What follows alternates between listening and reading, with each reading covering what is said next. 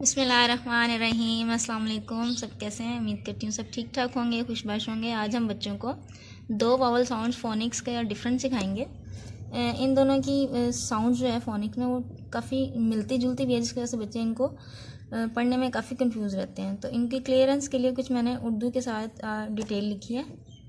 Firstly तो इसके sound को देखते हैं। ए की साउंड है ए, जबकि ई की साउंड है ए।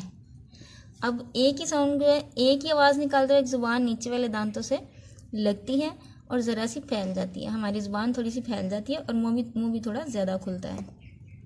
जबकि ई की साउंड एह जब हम निकालते हैं तो एह की आवाज़ मुख्तसर है। ज़ुबान ना तो ऊपर वाले दांतों से छूती है और ना ही नीचे वाले दांतों से छूती है, बल्कि आज़ाद हालत में रहती है और मुँह भी कुछ कम खुलता है। ये तो इनकी साउंड निकालने के लिए थोड़ी सी उर्दू में डिटेल मैंने लिखी थी। अब इसका डिफरेंस क्लियर करने के लिए देखते हैं कि वोवल साउंड्स जो हैं इनको सीवीसी वर्ड्स में, यानी 3 लेटर वर्ड्स जो कि कॉन्सोनेंट, वोवल और कॉन्सोनेंट से बनते हैं, CVC, consonant, vowel and consonant words. इन 3 लेटर वर्ड्स में बच्चे को यूज़ करते हैं वोवल्स को सेंटर में। क, ए, ट, कैट। र, ए, ट, रैट।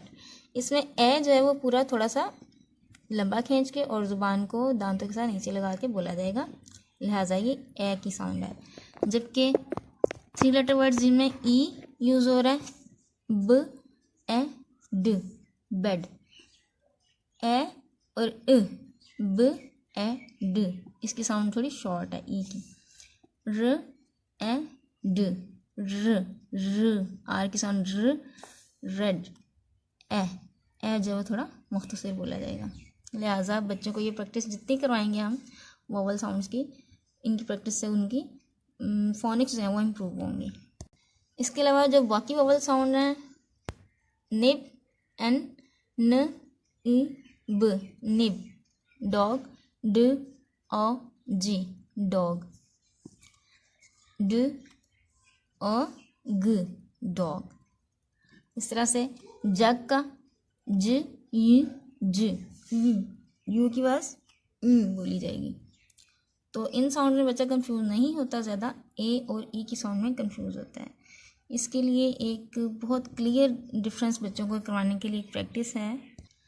इस प्रैक्टिस में आप इस तरह से कर सकते हैं कि सेम वर्ड्स लिखें और दरमियान में सिर्फ ए और ई का डिफरेंस लिखें।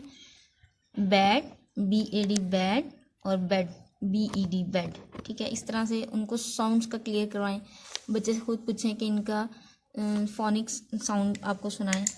ब, ए, ड, बैड, और ब, ए, ड, बेड। म, ए, ट, मैट, म, ए, ट, मैट। इस तरह से टैन और टेन, पैन, पेन। ए की साउंड ज़रा खींच के और ई की साउंड ज़रा मुख्तसर। A, E, A, E. Bag, bag. Mat, mat, man, man, and, and. उसके साथ ये छोटी सी मुख्तसर वीडियो भी एंड करते हैं।